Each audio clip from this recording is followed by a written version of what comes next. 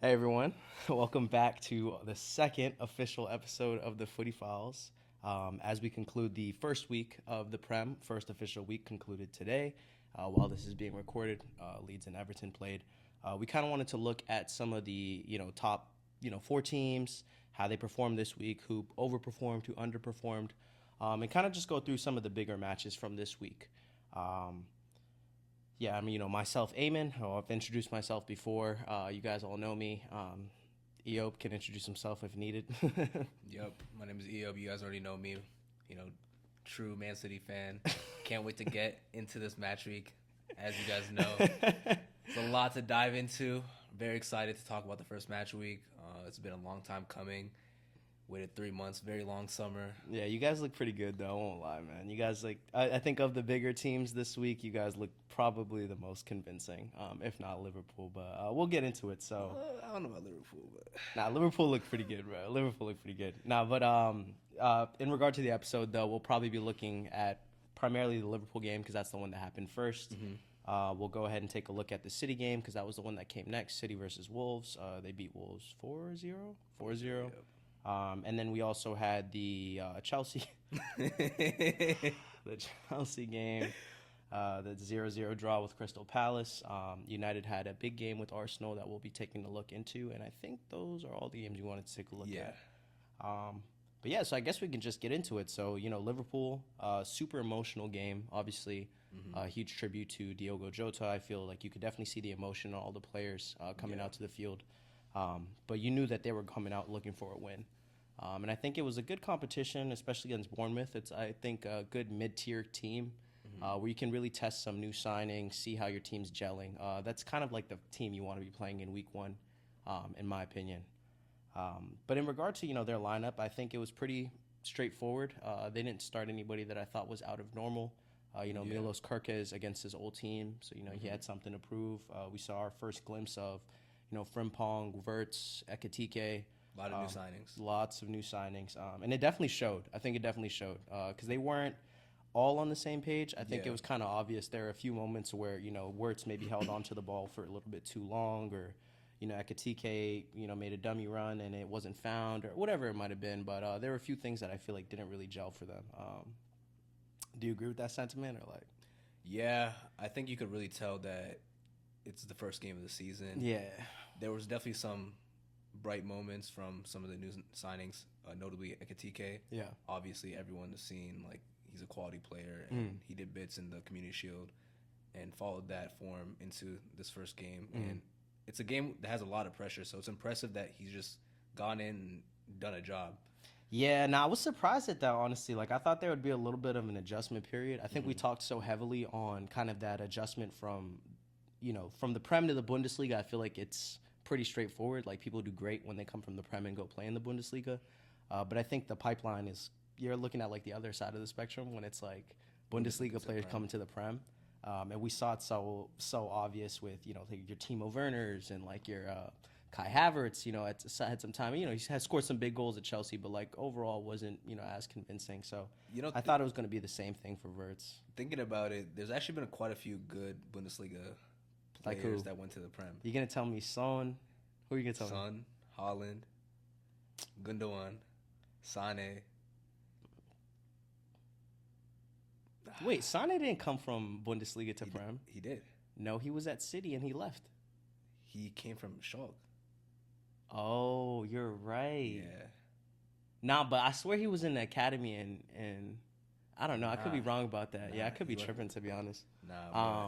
Anyways. But yeah, I mean, I don't know. To be honest, my sentiment is that, the translation from the Bundesliga to the Prem is not always the best. Yeah, I can see what and I think we could see it a little bit with Wirtz, where, in Xabi Alonso's side, I think he had a little bit more time on the ball. Yeah. He's trying to receive it on, like, the half turn, kind of scan the field with the ball, drive with the ball forward. And you could see immediately, as soon as he, like, was on the ball, they were on it. They weren't letting him turn. They weren't letting him dribble, all the cute stuff. Like, it was not working. Yeah. And it was so evident that he was probably the signing that struggled the most. Yeah, for sure. Frimpong, I thought, looked pretty decent. For the most part. There were a few times where I thought he, kind of overcommitted to going up forward and got caught out. and then he's like chasing and stuff, and obviously he has the pace to make up for it. But there were a few times I was like, maybe not. Yeah, it wasn't bad. Yeah. Definitely a transition game for him as well. But I think he had a lot better of a game than his compatriot on the other side, Gyökeres. I think he was a little excited. I'm not gonna lie. Gyökeres was stinking it up, man. It was bad. There were a few moments that I was like, "Yo, like this is the same Milos Gyökeres from last year, man. Like this guy was he was like a better left back, like top 3 in the Prem last year. Team of the season. Yeah, and I mean not over my Cucurella. Brother. Not over my Cucurella. I'm not even responding to that. But he was gonna be top 3 for sure. Like he would have been in my top 3 like easily. But I think he was a little excited by the fact that one, he joined a new club, and also he's playing against his former club. So it's like a combination of this is the moment I can really show who I am. Yeah, and I think got really excited, and he was diving into challenges, really trying to get the diving crowd into behind him, and challenges, it just did not work. Yeah, I think with him too. Well, like obviously with Liverpool's fullbacks historically, they're so forward playing, they're so advancing, they're so like, heavily involved in the offense. Yeah. You look at like a Robertson who was on the bench, gunning for his starting position. To be honest, like I'm sure he's not super satisfied about being on the bench. And then obviously with Trent before he left. That was kind of like the fullback pair of the decade, or if you really think about honestly, it, they have a case for being the best fullback pairing in Prem history. Yeah, honestly. So it's the big shoes to fill, 100%. And I think Frimpong came on, or he started as well. He looked pretty good. It'll be interesting to see what they do with him, especially when Salah is at the African Cup of Nations, because I know he can play a right wing, and obviously you have a player like Connor Bradley who's on the bench, quality right back, who's a very quality right back. So it'll be interesting to see what they do, but I definitely think Gyökeres needs a few more games to kind of adjust. Yeah, definitely. Yeah, he didn't look too good. I think he'll come good with time. He Yeah. reminds me of Robertson in terms of like his energy and just going up and down the field. He has a good cross on him, can defend. Yeah. So I think he'll come good. It was just not the best debut for him. Yeah. I'm curious, who would you rather have a right back if you're a Liverpool manager, Frimpong or Bradley? I mean, I feel like it depends on what you're looking for. I think there's pros and cons to both of them. Yeah. I think Connor Bradley, if I'm not mistaken, came through the Liverpool Academy. I think he did. So I would probably say him only because he's like homegrown, and he's quality. Like we saw the work he was doing against Mbappe when they played PSG, or was it Madrid? I can't remember, but there was like it was Liverpool versus somebody. I think it was Madrid. I think it was Mbappe Madrid. was on yeah, Madrid. it was Madrid. But yeah, he did a number on Mbappe. Like did very, very well. But yeah, I'd probably take him. I do really, really rate Frimpong though. Like he was a player that I've watched honestly when he was at Leverkusen. I love watching him on the Dutch team because he's so heavily involved. But yeah, I'd probably give it to Connor Bradley. What about you? Yeah, I'd probably go Bradley. I think he's just more well-rounded right back. Yeah. And I also think Frimpong's a little light for a right back, just in terms of physicality. He does have the pace, but I think he could get bodied and bullied off the ball. Yeah, 100%. Yeah, so I'll probably edge it to him, but it's definitely going to be... You love that word. Yo. This guy is 24 years old. Bro, I'm just saying, bro, you can say any word, bro. Like, you can say any word and you say that word, bro. You're actually a child. But it's whatever, though. Can you guys believe he's No, older than me? I'm just saying, bro. Like, Anyways. You can say any word, bro. All right. I'll take I can't even be serious right Bradley over Frimpong. Okay, there you go.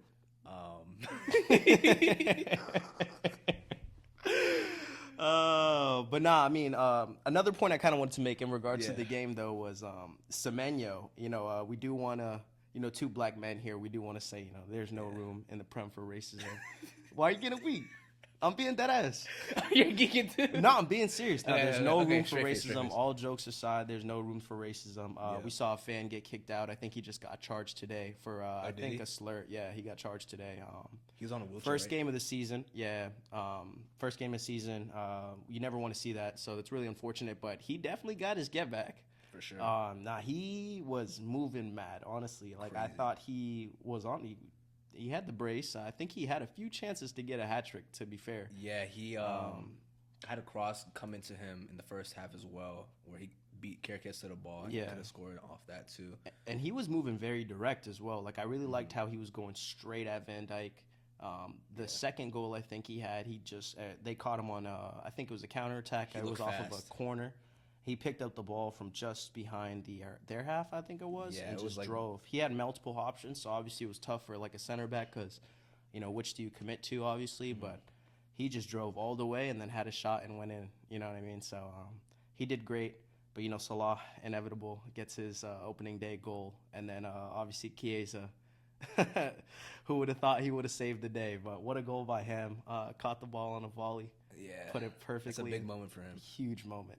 And I think Arne Slot after was literally saying, like, yeah, he's untouchable this year. Like, they're not planning on selling him or anything like that. So we'll see how that goes. That could come out to be a very, very good signing. Yeah, it really could. And I think, to our point of last episode, like Liverpool probably having like the best 11 or 12 in the Prem, that was excluding him, in my opinion, like when I was saying that. Yeah. So if we have a player like Federico Chiesa, who's, a quality player that most people know about, gets back into form, picks up some form, gets some good second half minutes, gets some good, minutes in Europe and some of the domestic cups, we could definitely see him getting more minutes in like bigger matches, like similar to that, or I don't want to say starting, but could also be like a potential workaround to Salah when he leaves for the African Cup of Nations. So it's interesting to see what happens over there. But yeah, pretty convincing game overall by Liverpool, nonetheless. Honestly, I actually disagree. I don't think it was a convincing game, but I think it's a game where they got the job done and did what they needed to do. Yeah, but like honestly, I think the only parts to me that were unconvincing were like Verts, to be honest, and that's because of a price tag, if I'm being real. But he just looked not great. I think he needs a little bit more time. Salah looked bright, as always. I thought he looked pretty good. He had a few chances on target in the first half. He did. And shout out to the Bournemouth keeper, Dior Petrovic, Chelsea boy. Hate to see him go. You're giving him a shout out after 4 goals? No, but I'm saying he was holding it down, bro. Like, he had hella saves, bro. He had a save against Salah in the first half, the typical trademark Salah cut in. That was comfortable. Nah, man. He was moving like Superman, bro. You didn't see it, though. You wasn't watching that, though. Crazy. These Chelsea boys, man, they earned their dollar. That's all I'm just saying. Shout out to Petrovic. You concede 4, but you save 10. You know what I'm saying?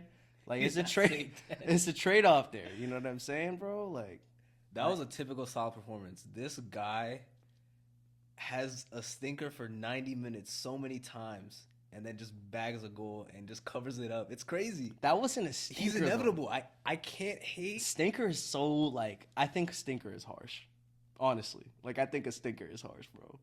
It was just not a good performance. Like, it was a 5 out of 10 performance. Yeah, I think because you're so used to the Salah from last year who's giving you 2 goals and 2 assists every single match. I think he's always been like this. No. I think you're jazzing it just a tad, bro. His touch is off. He makes bad decisions sometimes. Right. Like, it's just 33 years old, by the way. It's impressive. Like, nonetheless, like, he's bagging like goals left, right, and center, getting assists left, right, and center, but at the end of the day, his performances don't match his output. But at the end of the day, that's what wins you games. So, it is what it is. But he is not my cup of tea. I'll say that for sure. You think Hazard's better? No, because of longevity. Bruh. Whatever, bro. I was trying to bring another discussion into this, but I'm not even trying to talk about that with you right now, bro. Honestly, but I did want to say another weak point I saw in Liverpool was how open they were on the counterattack. Yeah. I think they really missed Ryan Gravenberch in midfield. And McAllister and Szoboszlai in a double pivot just wasn't really working, especially with Bournemouth's like power on the counterattack. We saw that Semenyo going straight through the midfield and scoring a beautiful goal. Yeah. I think it's going to be important and interesting to see if this is going to be sustainable, like not having a person like Gravenberch like in the middle. I'm not really sure why he wasn't playing. I think he was injured.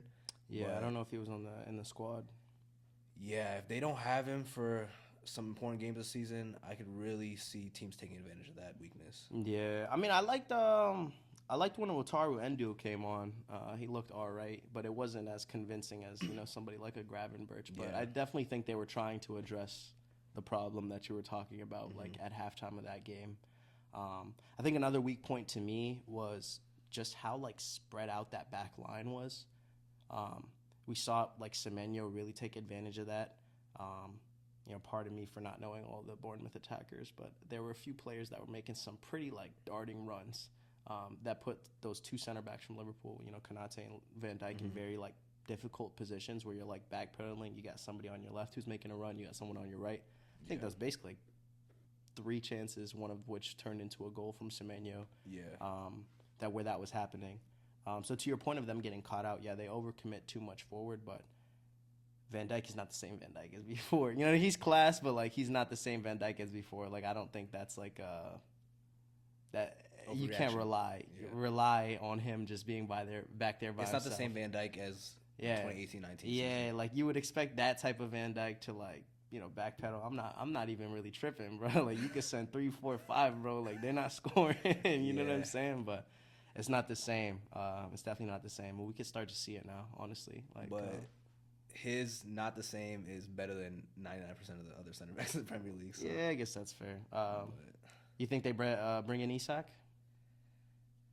I think they have to, because Newcastle can't just afford to have someone that valuable on the bench for the whole season. Yeah, that's fair.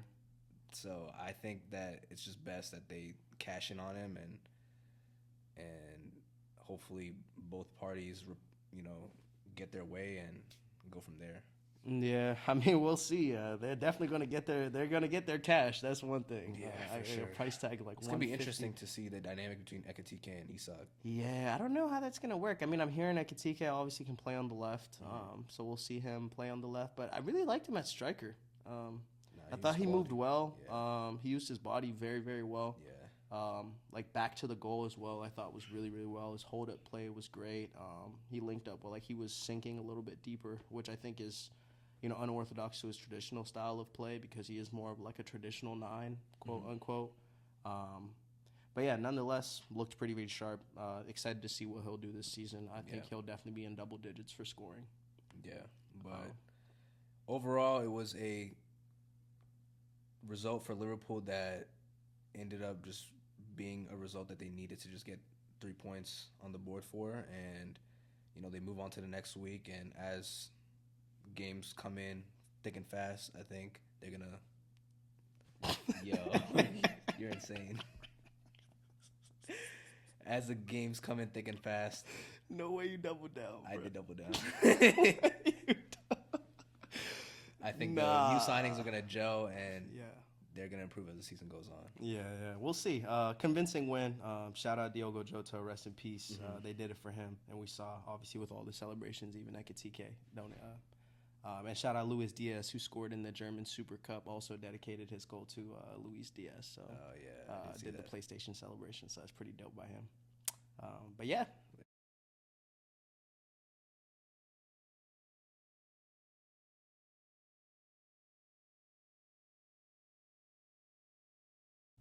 All right, so on to the next game of this match week. And obviously, I think it's only right that I introduce this game. Boo. Man City 4, Wolves 0. All I got to say is this game just got me giddy for the rest of the season. That's just my honest opinion. Yeah, you guys did look good, man. I can't even lie. I think it was probably the most convincing team of the weekend, if not Sunderland, my terrible take. Sunderland looked pretty good as well. But, you guys looked great. Obviously, Haaland on the brace to Johnny Reinder's goal and assist. Sherk, you got a goal. I think if you were to draw up a perfect situation of how the game went, it probably would have been that. Yeah. But yeah, shout out City, man. Looks like a force to be reckoned with. Yeah, definitely. I think, obviously, the person on everyone's mind is Johnny Reinders, and I think a lot of people were aware of his quality going to the season, but wow. Yo. Nah, he looked good though. I'm not gonna lie, bro. I can't even hate, bro. I'm trying to hate, but I really can't, bro. Yeah. He looked really, really good. It looked like he's been on the team for years. All aspects of this game would just really impress me. Just an all-action, box-to-box midfielder. Reminded me of Gundogan, honestly. Bro, I saw this distribution from was it Trafford that was playing this weekend or? Yeah, Trafford. Yeah, Trafford. He kicked the ball all the way up. It was right. Smooth touch. Smooth, bro. The ball stopped spinning. It literally stopped. I was like, bro, what, bro? It made no sense to me. And the way that he was orchestrating, man, he was keeping it ticking. Yeah, if you picked up Tijani Reinders, I think he was only going for $6 million on a Premier League fantasy. Picked him up. You picked him up, right? 5.5. Yeah, I was about to say, bro, that's such a snipe. You know what the kill is? What? I put him on the bench. I forgot. No. I swear. Yeah. Nah, you fumbled, bro. I'm not gonna lie. Yeah, that would have been a snipe. He looked amazing, and then obviously Cherki looked pretty bright throughout the game. Honestly, in my opinion. Lucky to get his at the end there. I thought that was like a beauty, a very Cole Palmer-esque goal finish. Had to bring Cole I'm Palmer just saying, very like Cole Palmer-esque finish where you have the the trademark like low-driven shot. Yeah. Bov trait vibes. Bov trait. Yeah, Bov trait, like a little swag. You don't know the Bov trait? No. Bro, Bov trait's like, you got like a little, like the players, they got a little swag when they play. Oh yeah, he does. Yeah, sure. Like Cherki, like Cherki, Palmer. You know what I'm saying? Hazard had a Bov trait. Them men, bro. Yeah. Ramirez, like those types of things. Okay, just stop. Nah, that's a Bob. Bro, Ramirez? I'm not about to deviate Bald away. Ramirez. Yes, bro. Come on, bro. Be serious. I'm not about to get into this because that's not the conversation we're trying to have. Yeah. But just know Ramirez had the Bob trait, and y'all know that too. That's all I'm going to say. But now, Haaland on the double as well. Yeah. Backing your golden boot case. Yeah. Hey, man, I said it. You heard it here first. First goal was pretty standard tap in, but second one is a quality finish, very clinical. Also, I want to give a quick shout out to Oscar Bob on the right wing. Bro, here we go, Oscar. That's the Bob, GOAT. bro. That's the Here we go, GOAT. Oscar Bob, bro. I heard this name He's one actually too so many good. times. He's bro. so good. I'm telling you, Savino's gonna have a hard time getting to the team with Oscar Bob. Savino going to Tottenham, bro. He's not going. He's Pep blocked it. I'm telling you. So, yeah, Oscar Bob, just quality performance, I don't know if you saw the little clip of him, like, just dribbling in the box, close control. I know you saw that. Did you see it? I don't think I did. There's been a lot of highlights of it. I saw the game. Are you referring to a clip from the game? Yeah, it's from the game. Oh, I mean, he was playing well. I won't lie. Like he's playing well. Yeah, he got assists too. He's the one that assisted. Yeah. I rate him. Hey, you made the point, like, of how it's kind of like a new signing. Obviously, coming off of injury, he was out for the entirety of last season. Mm-hmm. So I think he came in and looked pretty good. Obviously, I don't know if you guys even need a player like Rodrigo, obviously, or unless he goes to like his traditional left wing, because I really do think that right wing is kind of locked up with Oscar Bob right now. Yeah, I think he's the best of the lot, honestly. Technique wise, 100%. But Rodrigo will probably play on the left though. I mean, but like he plays right wing for Madrid, so maybe that was like kind of the direction they were looking, but. I don't know. We'll see. I doubt you guys even I doubt he leaves anyways. I don't think so. Yeah, I doubt he leaves. But yeah, Wolves. Some might say Wolves were in the relegation battle. Obviously, they lost a few key players in Cunha. Cunha. That's the team. Yeah, that's the team, low key. But yeah, so I wasn't surprised that you guys beat on them. I think I was just surprised at how normal you guys looked. Like it looked like everything was back to normal, as if like last season didn't even happen. So I think definitely a big team to watch out for is you guys. Definitely might make some noise. I don't want to jump the gun. It is the first game of the season, but first glance, probably the most convincing team from this weekend, 100%. Also, I want to say, Aït-Nouri also had a really good game, and I've heard this like lazy narrative that he's not good at defending. Nah, Aït-Nouri's nice, bro. I always rated Aït-Nouri. I'm not gonna lie. I always rated Aït-Nouri. Who said that? I think a lot of people think he's just like this fullback that goes up and doesn't know how to defend, just based off like his attacking like quality and just how good he is on the ball. Yeah, and they just like write him off defensively. But I actually think he played very well defensively, and I think he's a good defender. I think sometimes he can get a little lazy just diving in stuff, but against Wolves, he was very, very good defensively. I think he had like 6 tackles. But got to show out for the old club, man. Against the old club. Yeah, he had something. You see the difference between Gyökeres and him. That's all I'm saying. Yeah, Cucurella and both. All right, that's what I thought. You know what I'm saying? Best left back in the Prem, bro. Absolutely not. You think Cucurella is better than Aït-Nouri? Yeah. Champion of Europe, by the way. Assist in the final, by the way. Scott Carson won a Champions League. Okay. So That's not the same thing, bro. That's not the same thing, That's and you know it's basically- not the same thing. That's basically Scott Carson and all right, bro. I'm not even gonna have this conversation. I'm not even gonna have this conversation with you, bro. You're about to piss me off, bro. Also, let me get one last shout out in. James Trafford came from the championship and put on a very mature performance in a game that could have been a game where he made a big mistake just based off the pressure. And you know, you've seen it with a lot of keepers on their debut, like Claudio Bravo. I don't know if you remember a few years ago, made a mess of a debut. And keepers tend to have a lot of pressure on them, especially when they, one, go to a new club, and also when they're playing their first game. It's just a very sensitive position to like mistakes and, you know, just media attention when you don't have a good game. So I think he put on a very composed and impressive performance on his debut. Even though he didn't have too much to do, I think it was worth a He shout had out. like next to nothing. You know, he had a couple of things where he smothered the ball and, you know, did his job. Right, bro. All right. Yeah, I mean, he's English. He's definitely England's. I don't think he's gonna be their number one keeper, but he'll be at the World Cup for sure. Like 100%, he'll be at the World Cup. I think Thomas Tuchel was at the Man City training ground this past week, checking out a few players. So Oh, was he? yeah, he was. So it'll be interesting to see who gets the call up, especially with the stinker season Foden had last year. I'm not gonna address. Did that. he play? Who? Foden? Foden? Nah, He didn't, right?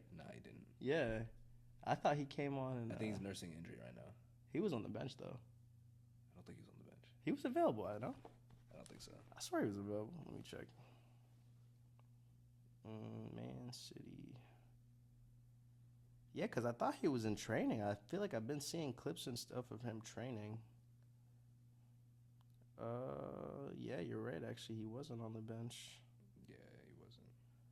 Dang, you guys are deep, man. I'm looking at the bench right now, bro. You have Marmoush on the bench, Cherky, Nunes. Oh my God, Kusanov, Ake, Gundogan, Akanji. It's like a starting 11 right there, bro. Jeez, yeah. I mean, honestly, I think like Sleepy, you guys have been just like making plays. I think you spent not the most because Liverpool spent the most so far in the transfer window. Third most, I believe, Maybe after third or us. second. No, I mean, I think we're second. We spent a lot. I'm not gonna lie. Who'd you guys buy again? We bought Joao Pedro for like Delap. 60. Delap. We brought Gittins. Oh yeah. You guys are definitely above us. Yeah. We had good deals. Like it was like a lot of players, but not Snipes, too bro. expensive. Shirky for 35 mil, bro. That's crazy. United low key might have spent more than us too. I don't. Maybe now. Mbeumo. Actually, with Cunha. Sesko, yeah. I don't know, to be honest. I know you guys are up there though. You Yeah. guys definitely like made plays. I think that were just like sneakily happening in the background. Yeah. Like, you know, players like Tajani Reinders, who I think is class and like was pretty good at AC Milan. But honest to God, like I didn't think that. Like I thought it was like a combination of Cherky and Tajani Reinders would be like the supplement for Kevin De Bruyne. I'm now seeing that both of them have quality, obviously not of Kevin De Bruyne, but like they both have the ability to kind of fill that role of, you know, being creative on their own, you know, not really relying upon one another. Yeah. And then obviously you have Marmoush on the bench, bro. I'm not gonna lie, it's crazy that he didn't even start. Yeah, like what, bro? Like Phil Foden coming back, like I don't know. Well, it's gonna be interesting to see how Pep manages all the different players, because there's so many players of high quality. They're all gonna expect to get game time. I don't even know if I could give you guys a best 11 right now. I really don't know. Honestly, that three behind Haaland are gonna be very interesting to see. I can see any combination takes of those players. I think the only person in my head right now that's like set would have to be like those two, Shirky and Reinders. I'm not gonna lie. I don't think Cherky's set. You don't think so? Nah, I think he's going to be used as a player that comes off the bench to see out the game, more so in the beginning of the season. And then if he does well in those games, then he'll be trusted with a starting spot. But I don't think he's going to play off rip. Because he came off the bench for this game. Yeah. I mean, I don't know, because, like, I thought that, like, I mean, I guess you're right, yeah, because there's only one spot there. Reinders, Rodri's obviously a Pep lot. loves his Bernardo. He does love Bernardo, bro. The legs have gone for Bernardo, though. I'm not gonna lie. I think he should have left. He should have left like go play in Italy or something, last bro. season probably. Yeah, something like that. Cause he looked a little bit. But heavy. honestly, I think he has good performances in him. It's just not what he used to be. Yeah, more or less. I don't think he deserves a starting spot anymore, given the players we've signed. But he's still a good player. Yeah, I mean, honestly, it's been crazy too because I think his role kind of transitioned to like, especially last year where he had a little bit more of like defensive responsibility, and we saw him tracking back a lot more, putting in tackles and stuff like that. I'm like, bro, you're like 32. You know what I'm saying? This is kind of crazy. Saw Dembele meg him in the Champions League. Oh yeah, put him on his knee, bro. It was crazy. But yeah, nonetheless, obviously, I think you guys had probably the most convincing win of the weekend. Yeah, I mean, I'd be surprised if Haaland's not at like 20 goals by Christmas. Honest to God, because what match week did they get to by Christmas? It's like 18 or something like that. Like in his first season? Yeah. Honestly, yeah, I think he had like 20 something by Christmas that season. Yeah. Who do you guys play next week? Tottenham. That'll be a good test. I think that'll be a good test. Yeah, I'm going to take this one with a grain of salt, man. 4-0 against Wolves. I think any of the big four clubs are beating Wolves 4-0 this season. Come back to this when Chelsea plays Wolves. Nah.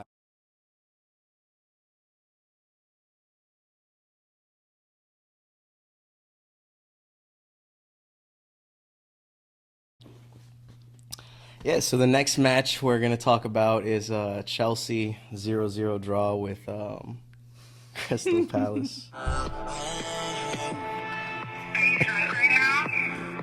just saying, do bad. Yeah, man, super unconvincing. I'm not going to lie. I thought we were going to go in. To be fair, though, Crystal Palace are a good team. They are a good team. They're in form. They just had the Community Shield that they beat you guys, actually, 1-0. No, was versus Liverpool. No, didn't they just play you guys last week? They played us in the FA Cup final. And they beat you? They did. Okay. And then they Last just played game was Liverpool. Yeah. I'm tripping. But yeah, I was so blown that Eze was available. I thought he wasn't going to be available because his transfer to Tottenham's like next to finalized right now. But yeah, he came on and he was wreaking havoc, bro. Like, I'm surprised the goal got disallowed. His free kick. Why? They said Mark Gahey. I didn't even know about this rule, but they said that if too close to the four, I think the exact rules, like if 4 or 5 of the opposing team players set up in a wall, if you're on the team of the team that has the free kick, you have to be like more than 1 meter away. So I initially thought it was because he pushed Caicedo out the way, and then that's where the ball went. He pushed him. But that actually wasn't even the problem. Yeah, that wasn't even the problem. The problem was that he was only less than 1 meter away from the wall. Wow. So definitely like a heartbreaking way to lose like your farewell goal, I think, for Eze. Definitely against a rival. Against the rival as well, But yeah, man, Cole Palmer, we still stand by you. English Messi. But he looked a little bit unconvincing, I'm not going to lie. I think I've kind of seen this when teams set up that like low block where they have like 3 in the back and then the 2 fullbacks that are really, defensive-minded fullbacks. In Daniel Munoz, and then I forget who their left back was. Mitchell. Tyreek Mitchell. Yeah, I'm an idiot. Also a Chelsea grad, I'm pretty sure. I think so. Yeah, he's a Chelsea grad. But yeah, man, they always come to play. I think it's something about that London derby that they're all kind of just, fired up or whatever it is. I'm not quite sure, but there wasn't a part of us that looked really convincing. Cole didn't look too convincing. I thought Enzo Fernandez looked pretty stale. There were a few passes that, I think mid-season Enzo makes, and single Enzo. Yeah, no, I'm serious, man. Like there are a few passes that he was hitting them a little bit long. Gittins, I was not convinced by him as well.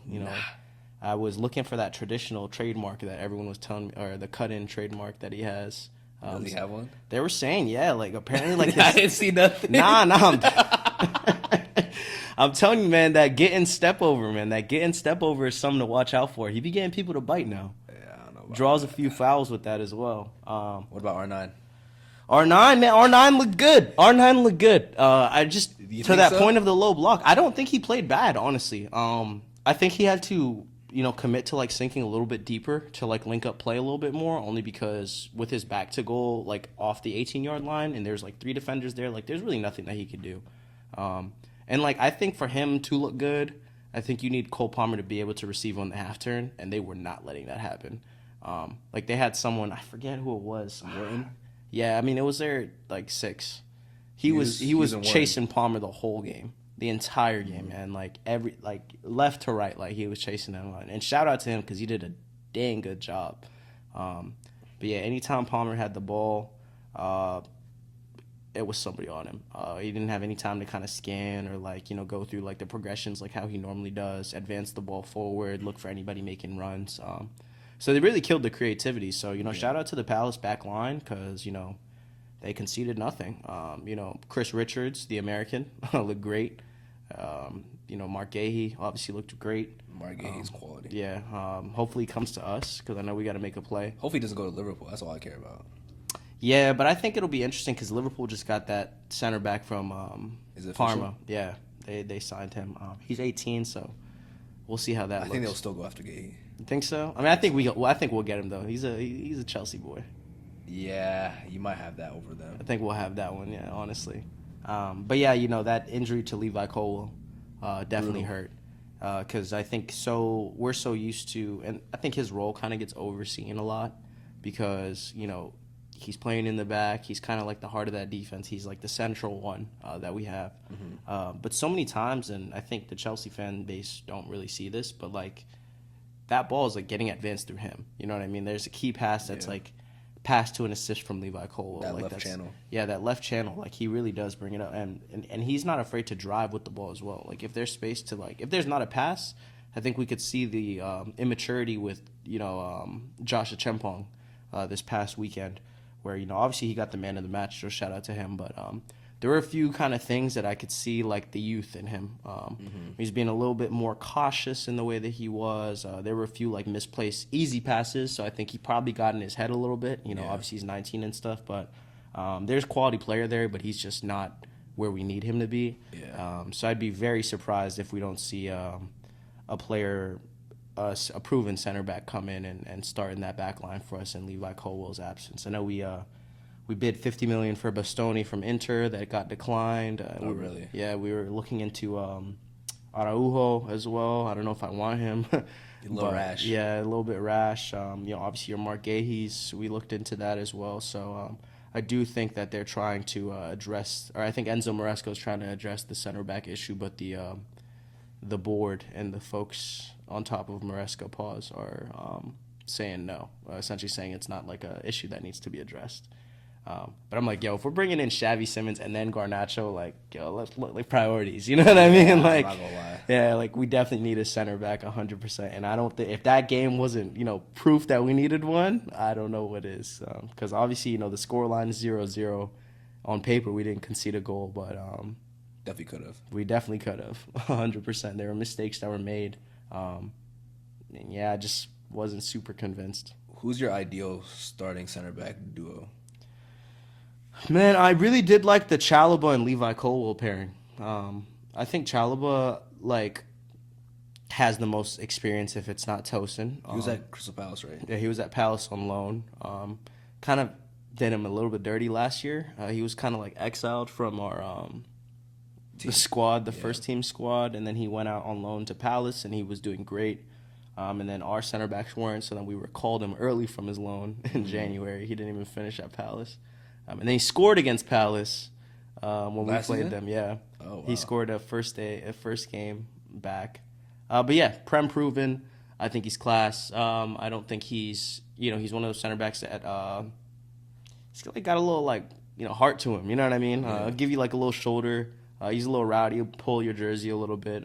If there's a shot at the edge of the box, he's gonna shoot it. You know what I mean? I just rate him. I think him and Cole will complement each other well. And then obviously, I prefer to play in a back 4, but that's not what we're doing right now. We have like a back 3, and then we have like wing backs, quote unquote. I don't really think they are because Cucurella kind of moves into that like 6 like inverted midfield position.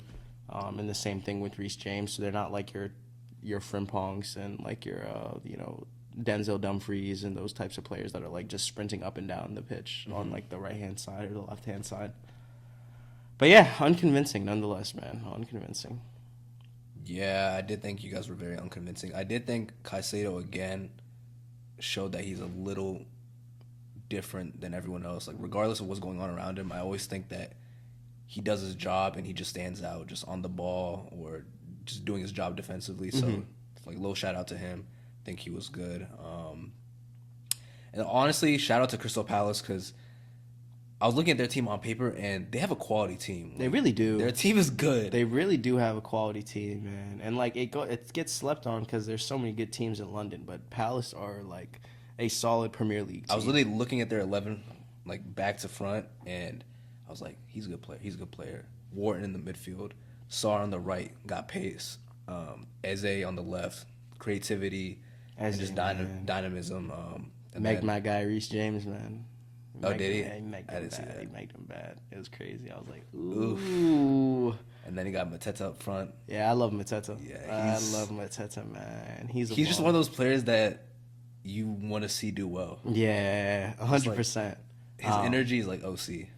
Yeah, and they're honestly turning into like another like Brighton, almost where you have like a lot of talented players that are like coming up, not through like the Palace system because I don't know too much about their academy, but I do know these younger players that are like making a name for themselves at Palace and then going on to better things. Like we have Michael Olise, obviously a clear example of that. Oh yeah. We got Eze, who's obviously now leaving to Tottenham.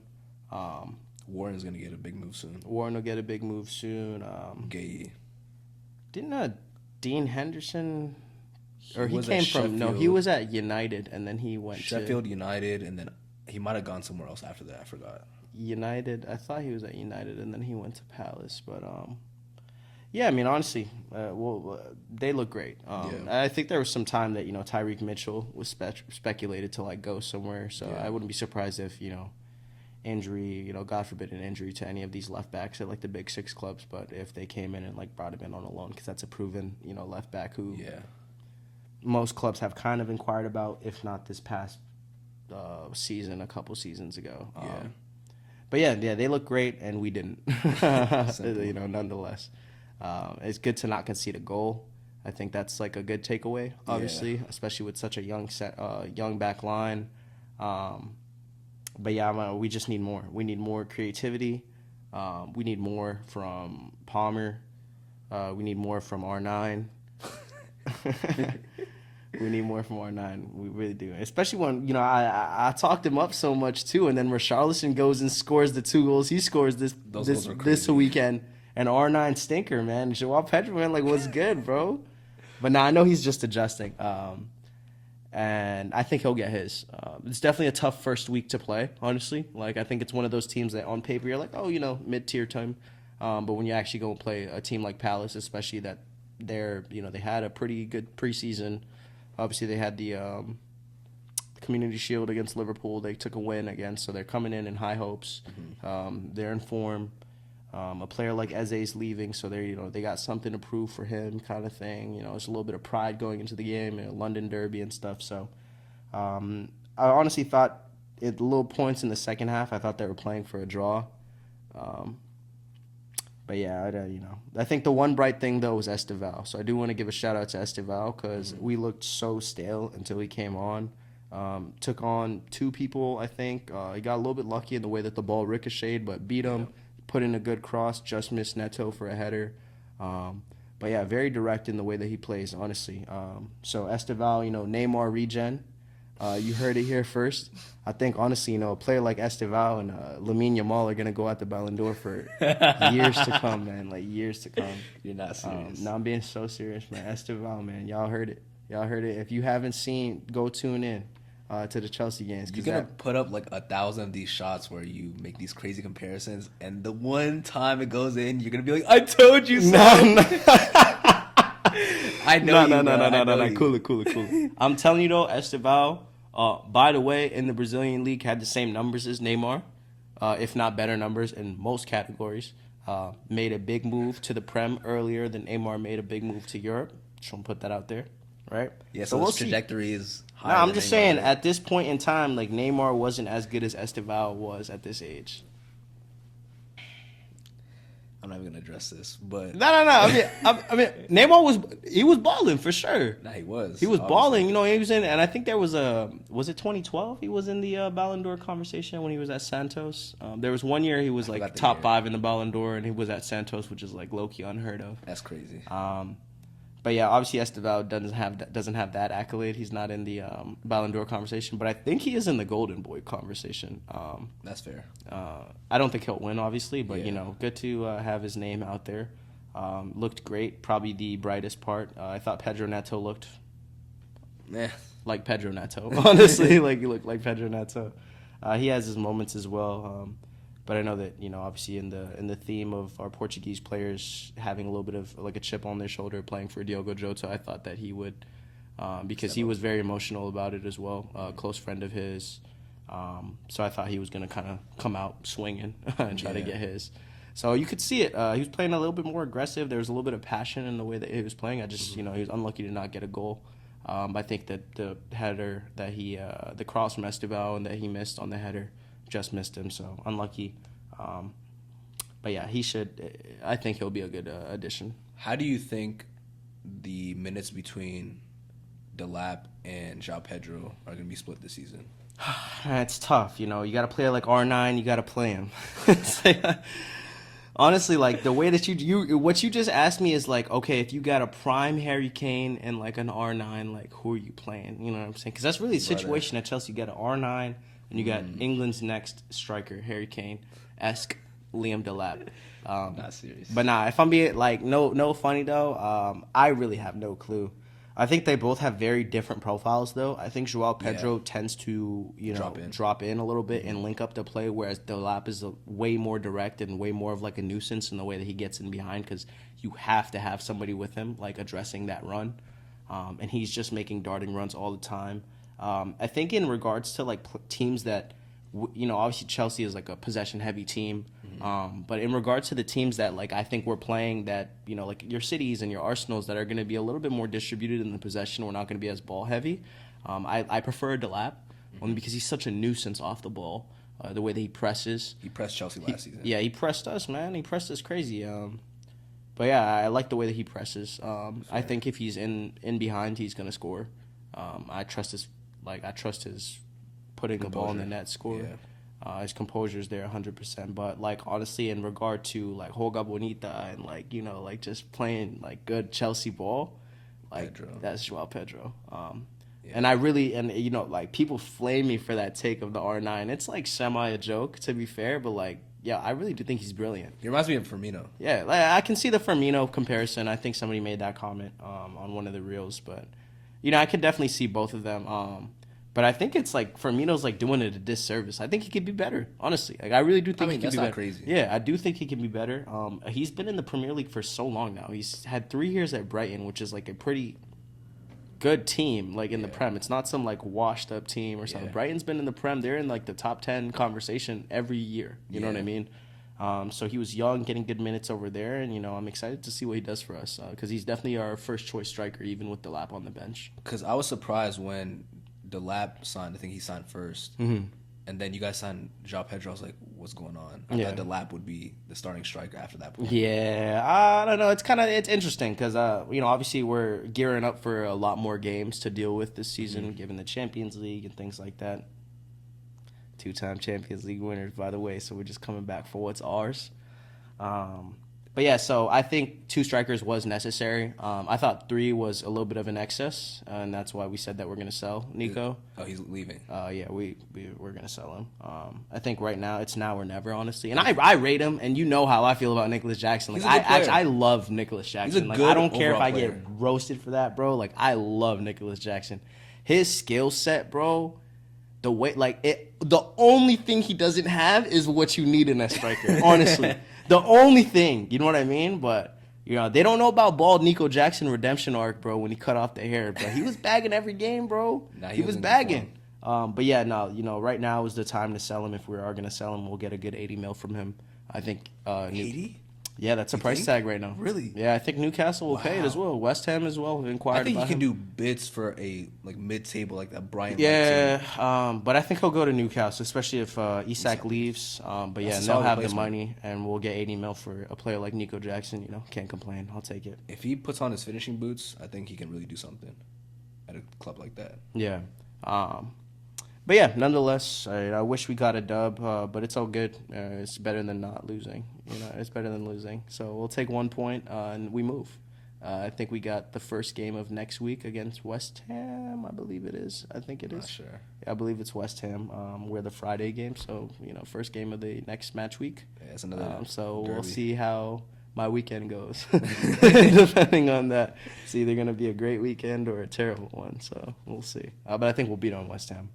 But yeah, definitely need more from our stars, 100%. Yeah. Cole Palmer, Golden Boot charge. I How's said that what I going? said. I said what I said, bruh. One game doesn't define. It's a long season, bro. No open goals since January. I just want to That's say that. in the Prem. There's other competitions that he scored open goals in. What are we talking about? Talking about the Europa League final. Talking about the Club World Cup final. Brace, by the way, Wow. against the best team in the world. They're not the best team in the world. PSG wasn't the best team in the world last year? They are. All right, then. All right, then, bro. This guy, bro. All right, well, yeah, that kind of Wraps that up. yeah, wraps that up, honestly. We'll move on, where you piss me off. Like, gee.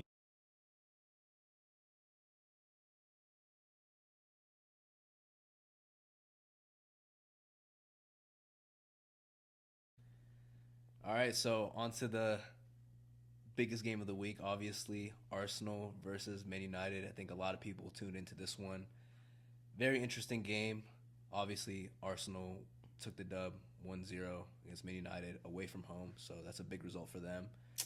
The most Arsenal win I saw, bro. It was such an Arsenal win. Like, I saw the goal. I was like, already? Really? Like, bro, I hate it. Like, I hate them, man. Like, the way that they scored, I was like, this is the worst. This is the worst. Like, I know their set piece coach was probably like jumping up and down on the side. He's getting crazy bonuses. I know, man. I'm not gonna lie, it's crazy. Like, it's probably like the 8th corner or set piece goal in the past season.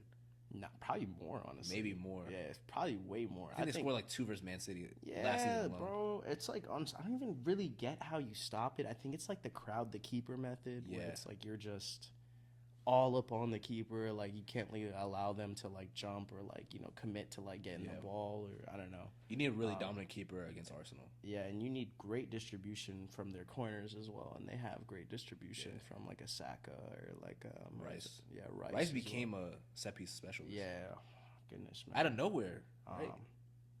But yeah, first chance for us to see our new signings. Yeah, a lot of new signings. Lots of new signings. You know, we had a Gyökeres start for Arsenal. Mm-hmm. Zubimendi also started for Arsenal. Yep. And then on the other side of the pitch, we had Mbeumo and Matheus Cunha start. Interesting that Mason Mount, you know, was playing striker.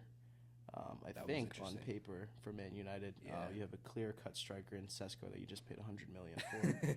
But you know, United will be United. Like, He looked decent. they all did. I think United looked amazing, honestly. First time since 2011, actually, the 8-2 victory against Arsenal, that United has recorded 20 shots in a game. Yeah, There's no way. I swear, since First 2011. time since then that they recorded 20 shots in a game I think in the Prem, yeah. versus any opponent. Yep. There's no way. I'm so serious. I saw the Wow. statistic. Yeah. That's a crazy stat. It was the 8-2 victory against Arsenal. What a way to. So, you know, what Get a way back at to introduce the new signings. I think, you know, Mbeumo looked very bright, unlucky to not get one. Cunha as well. Yeah. Cunha looked just as good, if not better, than how he did at Wolves. At least, as you know, it's the first game and all. But it was interesting to see how those players kind of all gelled together, because I think Cunha and Fernandes could arguably kind of play the same position if you think about it. You also Same have like spaces. a Mount who plays in kind of that same space. Yeah. So, you know, I think they gelled well. Casemiro and Luke Shaw in the big 2025, though. Man. Crazy. That's Shaw looked crazy. decent. Shaw looked decent. And Like, I love Shaw, man. I got a special place in my heart left for Luke Shaw, but I do think it's time for the football to. You think so? Yeah, it's time for him to go. He's an Ak, right? He's an Ak. Yeah, That's Akhi crazy. Luke Shaw, man. Akhi Luke That's Shaw. crazy. Yeah, When I found that out, I was like, I seen flicks of him at the Jummah prayer. He was so wearing like a insane. jalabia and stuff, bro. I was flying on. I was rocking. I was like, yeah, Luke, I knew I liked you. I knew I liked you.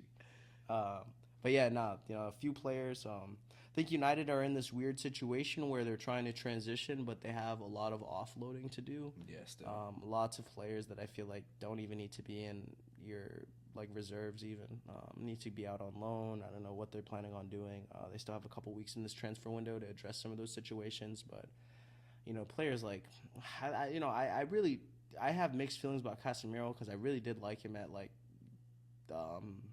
Real Madrid. And even his first season at United, I think he was arguably one of the best CDMs in the world. But yeah, I don't think he's got it anymore, and I think done. Yeah, it's time for him to go. Yeah, like sorry about the little cutout there, but players like Luke Shaw, who I feel like really just got to go. You know what I mean? Mm-hmm. And then you can really start to see that rebuilding of United. I think they made the plays this summer, and they looked exciting. They looked pretty good. They looked like they had something to prove. And to the point of them, being in the conversation, like I really do stand by what I said. Yeah, so Zubamendi looked pretty good for the most part. Obviously, when you have a player like Declan Rice, you have a lot of cover. You can afford to make a few mistakes here and there, and I think we saw it with a few clumsy tackles that he had. But I think the underperformer of the week definitely has to go to Victor Gyökeres. Registered 0 shots. First time I think he's done that in some time, honestly. I think I saw a stat, but I don't know how long it was. But yeah, very Arsenal win. I don't think anyone looked great. Every time I thought Odegaard looked great, and he made like a half turn or made a move or something, and then he lost it. Nonetheless, keep losing my dang train of thought because these cameras, man. But oh my goodness. Yeah, Gyökeres definitely didn't have the debut he probably dreamed of the night before. But I think you got to take it step by step and, give him time. I think people are very quick to write people off, especially when they come to a new league, new country. Like, people forget that these players are not only switching jobs, they're people. They're going from different... That part. All right. They're going from one country to another country, going from one culture to another culture. There's a language barrier probably as well. So I think... given time, he will come good, but definitely not the best debut. Just looked off it, honestly. Yeah, he didn't look too convincing. He had a run at some point in the game where it was like, one-on-one, this is your time to really show what you're about. And he just forgot the ball. I don't know if you've seen that. Yeah, man. There were a few moments. I just think it was like a little bit of a pace adjustment thing. You could see him definitely adjusting. He looked heavy. But yeah, he looked definitely a little I thought he bit. was fast. Yeah, that's what I'm saying, but I think you look fast in different leagues in that, man. I'm telling you, the pace in the Prem is crazy, and it really shows. A player like Gyökeres scoring endless goals in the Portuguese league. Top scorer in all of Europe, right? Yeah, literally top scorer. I mean, I think the only reason he didn't win the Golden Boot is because like the weightage of the goals. Like Mbappe had more goals that I guess mattered more or something. I don't know what it was. Yeah, but it's like 1.5 yeah, or something. some multiplier. But yeah, nonetheless, unlucky by Man United, but I'm excited to see what they do this year. Sesko came on in the second half. I thought he looked all right. I feel like he should have started. I don't think there was too much time for him to work with, honestly. I think if he had the full 90 minutes, he probably could have adjusted like throughout the game to link up well with the players. And there are moments where like a player like Dorgu, who I thought played great. He played great, would send a ball into the box and no one's there, So those are the moments. That's why you paid $100 million for a player like Sesko. For I think those they were moments missing right there. In the first half, a Yeah, lot. There's a 100%. lot of crosses that went into the box that weren't attacked. Yeah, man. I'm like, and I'm interested to see what the criteria to start at the right wing back was and why Diogo Dalot started over Ahmad, because I thought Ahmad is probably one of the brighter players that United have. But I'm not the coach. I think they wanted that overlap. I think so too, but I feel like he can provide that. Yeah, overall, I think Man United played very well. I think it was a very encouraging performance. Not the result they wanted, but I think their new signings look like they've been at the club for a while now. Yeah. And that's saying a lot, especially given it's their first game and they're all playing together for the first time. Cunha, really good performance. Buemo, very good performance as well. I think Cunha was probably the man of the match for me. Had 2 chances which he created all Should have scored, honestly. Should have scored, Yeah, should have scored. Very bright performance and really played like he wanted to be at Man United and he wants to bring this club back. So that's making a case for that World Cup team too. Yeah, very impressive. Yeah. Dorgu, like you said, was very bright as well. And I think watch out for him for the team of the season left back. Honestly, I don't think there's any standouts really. Yeah. But yeah, overall, a very encouraging performance. Obviously, not the result they wanted, but I think many Man United fans will definitely leave that game more positive than Arsenal fans. Yeah, 100%. I mean, Arsenal leaves with the points, but I think Man United gave some hope to their crowd. 100%. Like they got something to be excited for going forward this season. And while I'm excited, I'll be tuning into some of the United games to be watching some of those and see how they're doing. I think the difference between the 2 teams in this game was keepers. Mm-hmm. David Raya, man, best keeper in the league. Yeah, honestly, not the best keeper, but definitely top 2. Him and Alisson are. I think he's the best keeper. Most clean sheets last Alisson year. 1v1. I'm not gonna argue with this about you with you, bro. Honestly, I think he's the best keeper. I feel like with Arsenal's defense too, like the back 4 and the keeper, they probably got the best defense in the league. Arsenal. So for United to come out and register 20 shots, like that's kind of nutty against like a defense of that caliber. Mm-hmm. And if you don't have a keeper as good as a Raya or like even an Alisson, like they're not saving you. United wins that game. Yeah. There's shots on target as well. So, like I said, exciting team to watch. Deference is a mistake from the keeper versus not. But yeah, I think that was everything. I think that was everything. I think it's going to be very interesting to see how Man United's team matures as the season goes on. I think a lot of people are going to expect more from them after this performance. And, yeah, we'll see how the season pans out. Yeah, I guess we'll see. I guess match week 2. Very interesting match week, honestly. Yeah, very interesting match week overall. But, yeah, we just want to thank you all for joining us for the second episode of FootyFiles. Get used to tuning in on Wednesdays. And, yeah, we appreciate you. Continue to tap in with us, and we'll hopefully keep making some good content for you all. Yeah, definitely very excited to keep on delivering these videos, and yeah, very excited for the next match week. Love.